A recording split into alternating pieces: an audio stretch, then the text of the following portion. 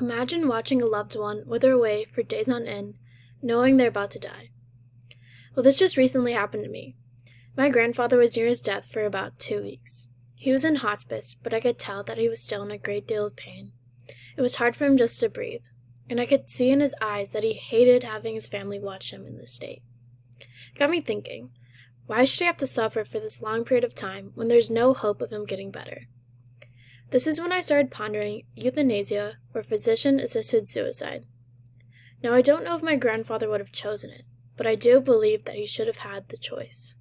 Author and attorney Heather Newton defines euthanasia as the practice of ending a person's life either through an intentional act or by withholding medical care. The action is performed without malice but with the intention of alleviating suffering or ending the pain of a terminal illness or poor quality of life. Newton defines physician-assisted suicide as a procedure in which a physician deliberately and knowingly prescribes lethal drugs at the individual's request for the purpose of self-administration. So in simpler words, physician-assisted suicide is done by the patient, and euthanasia is done directly by a doctor. Today I'm going to be focusing specifically on physician-assisted suicide, which is what is illegal in 10 of our U.S. states. On October 27, 1997, Oregon enacted the Death with Dignity Act, which allows terminally ill individuals to end their lives through the voluntary self-administration of lethal medications, per prescription by a doctor. Since that law has been passed, 9 states in the U.S. have since joined.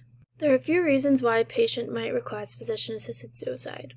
In a Very Well Health article, award-winning hospice and palliative nurse Angela Morrow names a few.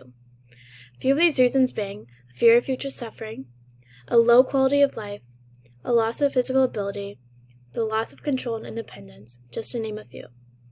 It simply begs the question, is just being alive enough?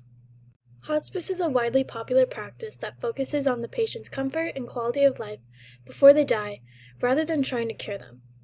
In Volume 13 issue of Harvard Mental Health Letter, Yale and Harvard graduate and highly regarded psychiatrist Alan A. Stone says, surveys show that a large portion of gravely ill patients received inadequate pain relief as well as invasive medical technology that prolong the process of dying. So this shows that hospice isn't always the answer, and all cases for all patients are different. This is why a lot of time patients want to rely on themselves to decide their fate, and not have to go through. As to be expected, ethics plays a huge role in the topic of physician-assisted suicide. The Hippocratic Oath states that physicians should not, through the course of their work, cause any harm to a patient. The Hippocratic Oath is one of the oldest documents dating back to 5th century BC. I argue that every law and every ethical code that has been written should be subjected to change if necessary. Something that needs to be emphasized with this ethic is that physician-assisted suicide is done out of benevolence and goodwill to alleviate the suffering of a patient. When a dog is suffering, we put it out of its misery, no question asked. Now I know a human life is completely different from a dog's, but the same morality should stand. When a human is suffering, their quality of life is low, and the will to live is so dependent on a quality of life.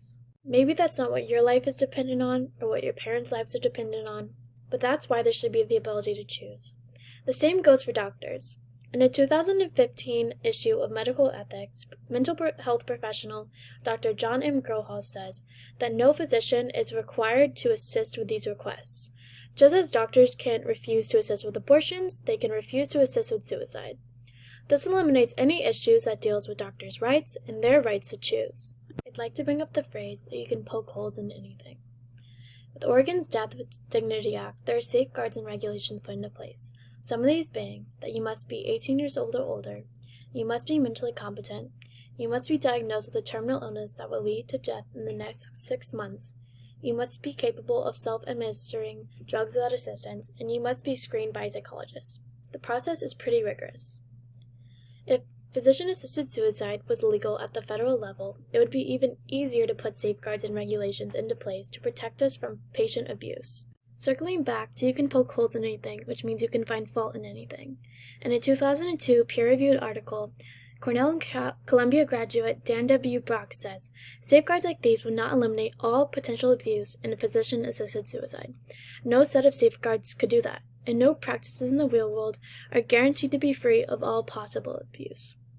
And even in places where physician-assisted suicide is illegal, It's still happening, and physicians are performing it without regulations and without laws. Some are saying, oh, murder happens anyways, we should legalize that so it can then be regulated.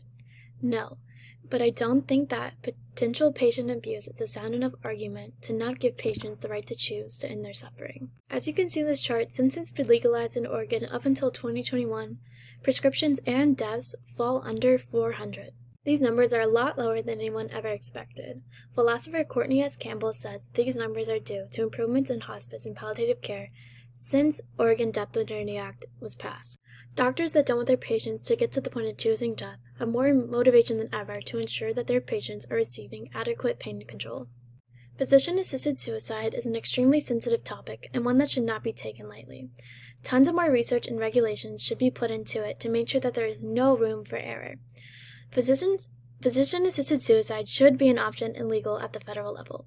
Patients should never be forced to continue their lives with suffering and to instead allow them to die with dignity and at their own time.